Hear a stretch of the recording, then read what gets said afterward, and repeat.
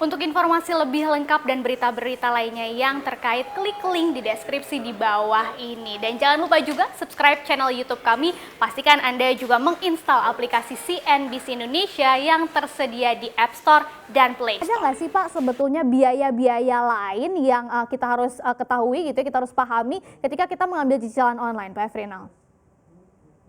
Ya, jadi khusus di Akulaku Finance ini memang agak unik ya biasanya. Karena kalau masyarakat atau konsumen kan biasanya kalau mau nyicil, mau kredit kan pasti misalnya, oh DP-nya berapa kan begitu.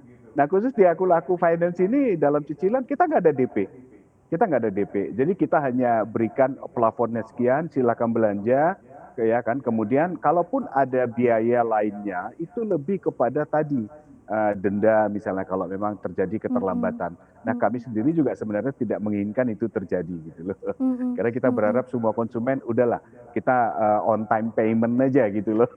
Iya, Gitu. iya. Nah, untuk menghindari tadi Pak keterlambatan pembiayaan atau sampai macet banget, ada tips-tipsnya nggak Pak dari Pak Efrinal sendiri? Apa sih yang harus diperhatikan sebelum kita ngambil cicilan online atau begitu kita sudah menjalankan cicilan online, sudah mulai nyicilnya gitu, apa yang harus kita lakukan Pak supaya kita bisa memaintain cicilan kita itu supaya bisa terus lancar sampai selesai?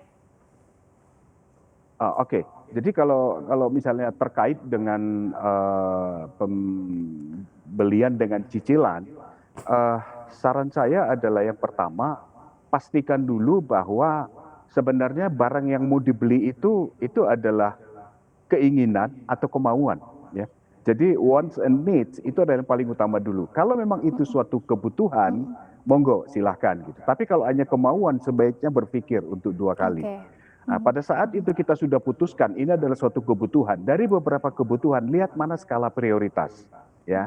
Nah, skala prioritas itu kita lakukan. Yang kedua, pada saat nanti misalnya mau melakukan transaksi secara online, itu pastikan bahwa lembaga tersebut, institusi tersebut, perusahaan pembiayaan tersebut memang terdaftar resmi di OJK. Ya, sehingga tidak ada yang bodong di sini gitu.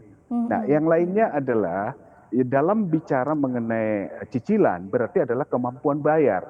Nah, daya bayar ini umumnya apalagi dalam hal retail seperti ini, itu biasanya disesuaikan kurang lebih 30-35% dari take home pay yang ada. Karena kalau kita lihat dari 100% penghasilan yang kita terima itu kan kurang lebih 45-50% adalah untuk kebutuhan bulanan, itu kebutuhan pokok. Kemudian mungkin ya berharap kita 30%-nya juga bisa sebagai saving untuk jaga-jaga kalau nanti kenapa-kenapa. Kemudian ya sebaiknya 30-35% itu yang bisa kita alokasikan untuk cicilan.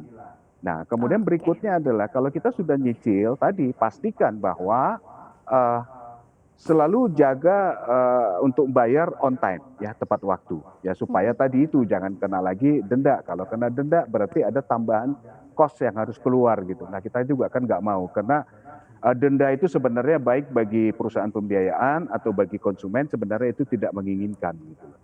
Tidak menginginkan itu terjadi gitu.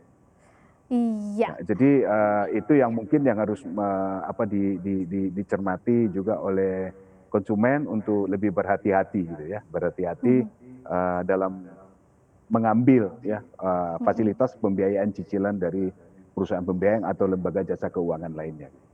Itu dia tadi tipsnya ya, disebutin 30 sampai kurang lebih 35% itu mungkin bisa buat cicilan online, kemudian dijaga supaya jangan sampai telat bayar cicilannya karena nanti merugikan diri sendiri juga baliknya ya. Terima kasih banyak Pak Efrinal Sinaga, Presiden Direktur Akulaku.